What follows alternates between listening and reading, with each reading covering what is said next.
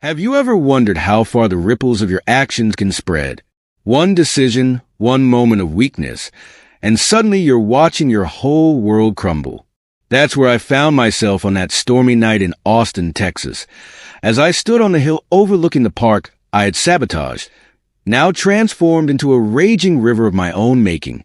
My name is Daniel Williams, and this is the story of how my jealousy nearly destroyed my sister's dream, endangered countless lives, and forced me to confront the darkest parts of myself. But it's also a tale of redemption, second chances, and the unexpected ways life teaches us its hardest lessons. You might think you know where the story is going, but trust me, you have no idea. Stick around, because what happened next changed everything. And who knows? It might just change you too. So, let me take you back to where it all began, to the moment I decided to become the villain in my own story. Growing up in Austin, Texas, I was always the golden child, the one who could do no wrong. My little sister, Grace, was 4 years younger than me, and for the longest time, I was her hero.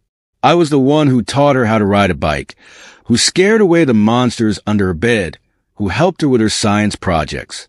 But somewhere along the way, things changed. Grace grew up, and she wasn't just my kid sister anymore. She became competition. I remember the day it all started. It was a warm spring afternoon, and I was visiting our parents' house for Sunday dinner. Grace burst through the door, her eyes shining with excitement. "I got the job," she exclaimed, waving a letter in her hand. "I'm going to be leading the new urban park revitalization project." Our parents were ecstatic, of course. Mom hugged her tight, and Dad clapped her on the back, pride radiating from his face. "That's my girl," he said, his voice thick with emotion. "Changing the world one green space at a time." I smiled and congratulated her, but inside, a knot was forming in my stomach. I was supposed to be the successful one, the civil engineer with the corner office and the impressive portfolio. But lately, it seemed like all anyone could talk about was Grace and her environmental engineering projects. As the weeks went by, that knot in my stomach grew into a writhing mass of envy. Every family dinner became a celebration of Grace's latest achievement. Every phone call with our parents inevitably turned to how proud they were of her work. And me? I was old news. Then came Ethan Mitchell. I first met him at a community meeting about the park project. Tall, with an easy smile and an air of quiet confidence, he was exactly the kind of guy that would appeal to Grace. And appeal he did. I watched as my sister's eyes lit up when she talked about his innovative designs, the way he seamlessly blended art and nature. It wasn't long before their professional relationship blossomed into something more. One evening, as I was leaving my office, I overheard two of my colleagues talking. "Did you hear about that Williams girl?" One of them said. "The one working on the new park? They say she's dating that hotshot landscape architect. Talk about a power couple." The words hit me like a punch to the gut. Not only was Grace outshining me professionally, but she was also finding personal happiness. It was more than I could bear. That night, as I nursed a whiskey in my empty apartment, a dark thought crept into my mind. What if I could put a stop to all of this? It started small. A whisper here, a raised eyebrow there. You know, I'd say casually to anyone who'd listen, I'm not sure about the sustainability of that park project. Seems like a lot of hype to me. Or Grace and that architect, huh? Convenient timing, don't you think? Nothing like a high-profile relationship to boost your career. But it wasn't enough. The project continued to gain momentum, and Grace and Ethan grew closer. I needed to do something more drastic. That's when I hatched my plan. Using my connections and knowledge of civil engineering, I gained access to the park's drainage plans. With a few subtle changes, I introduced a critical flaw into the system. Nothing that would cause immediate damage, but something that would fail spectacularly under the right conditions. Like, say, during the next big storm. I told myself it was just to teach Grace a lesson, to show her that success wasn't as easy as she thought. I never meant for anyone to get hurt. But karma, as they say, is a bitch. The storm hit on a Tuesday night. I remember because I was at a bar, watching the weather report with growing horror. The meteorologist's voice was grave as he warned of flash flood potential. My phone buzzed incessantly with emergency alerts. And then, the news I had been dreading, reports of severe flooding in the area of the new park. I raced to the site, my heart pounding in my chest. The scene that greeted me was chaos. Water rushed through the streets, carrying debris and threatening homes and businesses. In the center of it all was the park, transformed into a raging river. And there, in the midst of the mayhem, was Grace. Her hair was plastered to her face, her clothes soaked through, as she directed emergency responders and tried to help trapped civilians. In that moment, the full weight of what I'd done crashed down on me. This wasn't just about teaching Grace a lesson anymore. People's lives were at risk.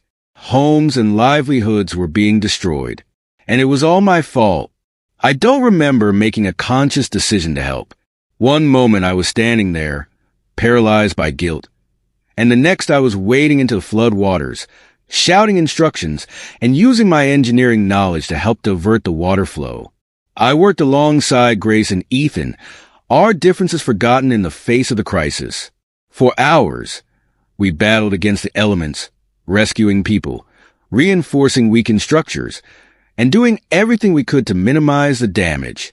As dawn broke, the waters began to recede, leaving behind a scene of devastation. But, miraculously, there had been no loss of life. As I stood there, covered in mud and exhausted beyond belief, I caught Grace's eye. The look she gave me, part gratitude, part suspicion, cut me to the core. She knew. Somehow, she knew. "Daniel," she said, her voice hoarse from hours of shouting over the storm, "we need to talk." I nodded, my throat too tight to speak. We found a quiet corner amidst the cleanup efforts, and there, with the rising sun casting long shadows across the ruined park, I confessed everything. The jealousy, the sabotage, the lies. With each word, I saw the hurt and betrayal deepen in Grace's eyes, but I couldn't stop. It all came pouring out, a flood as devastating as the one we'd just survived. When I finished, silence stretched between us. Grace looked at me, really looked at me, for what felt like an eternity. Then she did something I never expected. She hugged me. "Oh, Danny," she whispered, using the nickname from our childhood. "What happened to us?" Her forgiveness broke something inside me. I sobbed in her arms, all the pent-up anger and jealousy washing away, leaving behind only shame and regret. "I'm so sorry," I choked out. "I'll do anything to make this right. Anything." And I meant it. In the days and weeks that followed, I threw myself into the recovery efforts. I confessed my actions to the authorities, facing the legal consequences of my sabotage. I used every connection I had, every ounce of skill and knowledge, to help rebuild the park and repair the damage I'd caused. It wasn't easy. There were days when the weight of what I'd done threatened to crush me. Days when I couldn't look Grace or Ethan in the eye. But they never gave up on me. Grace, with her boundless capacity for forgiveness, and Ethan, with his quiet strength, became my lifelines. Slowly, painfully, we rebuilt. Not just the park, but our relationships too. I learned to celebrate Grace's successes without feeling diminished by them. I saw how Ethan's love for her made her shine even brighter, and instead of jealousy, I felt grateful that my sister had found such happiness. The day the park reopened was one of mixed emotions. As I stood beside Grace and Ethan, watching the ribbon-cutting ceremony, I felt a complex swirl of pride, remorse, and hope. The park was more beautiful than ever, a testament to resilience and second chances. Just like me, it had weathered a storm and come out stronger on the other side. As the crowd dispersed and families began to explore the new green space, Grace turned to me. "You know," she said, a small smile playing on her lips, "we couldn't have done this without you, Danny." "I'm the reason it needed to be done in the first place," I reminded her, the guilt still a constant companion. She shook her head. No, I mean all of it. Your expertise was crucial in the redesign. This park is better because of you. Because of all of us working together. Her words were a balm to my battered soul. I looked around at the flourishing plants, the innovative water features designed to prevent future flooding, the families enjoying the space we created. For the first time in a long time, I felt proud. Not because I was better than anyone else, but because I was part of something greater than myself. As the sun began to set, casting a golden glow over the park, I found myself standing by the central fountain. The sound of laughter and conversation filled the air, a stark contrast to the chaos of that stormy night. A young couple walked by, hand in hand, reminding me of Grace and Ethan in those early days. I thought about how close I'd come to destroying everything. My career, my family, even lives, all because I couldn't handle not being in the spotlight. It was a humbling realization, but also a liberating one. I didn't need to be the star of the show. Being a supporting character in a beautiful story was far more fulfilling than being the villain in my own. As I watched Grace and Ethan in the distance, their heads bent together as they talked animatedly about some new idea. I felt a sense of peace wash over me. The jealousy that had once consumed me was gone, replaced by genuine happiness for their success and love. I realized then that karma isn't just about punishment. It's about balance. It had taken my worst actions and turned them into an opportunity for growth, for redemption. I had been given a second chance, and I was determined not to waste it. So, dear reader, I ask you, have you ever found yourself consumed by jealousy, teetering on the edge of making a terrible mistake? How did you pull yourself back? Or if you did fall, how did you find your way to redemption? Life has a funny way of teaching us lessons, doesn't it? Sometimes. It takes a flood to wash away our misconceptions and show us what truly matters. For me, it took nearly losing everything to realize what I had. As I stand here in this park that symbolizes both my greatest shame and my path to redemption, I can't help but feel grateful. Grateful for second chances, for forgiveness, and for the opportunity to be part of something beautiful. So, if you're out there feeling overshadowed or envious, remember my story. Remember that true success isn't about outshining others, but about finding your place in the grand tapestry of life. And if you've made mistakes, know that it's never too late to make things right. Thank you for listening to my story. If it resonated with you, why not share it with others who might need to hear it? And don't forget to follow for more tales of redemption and second chances. After all, we're all works in progress, aren't we? Let's grow and learn together. Well, folks, you heard my story of jealousy, destruction, and redemption. Now, I've got a question for you, and it might make you uncomfortable. If you were in my shoes, watching your sibling outshine you in every way, can you honestly say you wouldn't have been tempted to sabotage their success? Think about it. We all have a dark side, don't we? But here's the thing, my story isn't over, and neither is yours.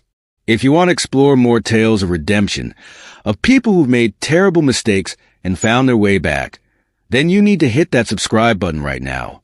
Trust me, as someone who's been to the brink and back, these stories can change your life. And hey, if my journey from villain to, well, whatever I am now, resonated with you, smash that like button.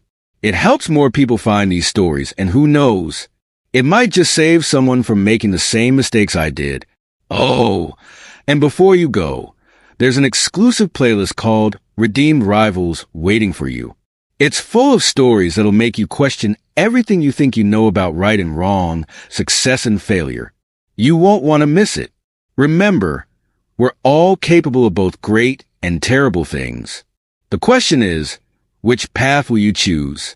Follow this channel, and let's figure it out together.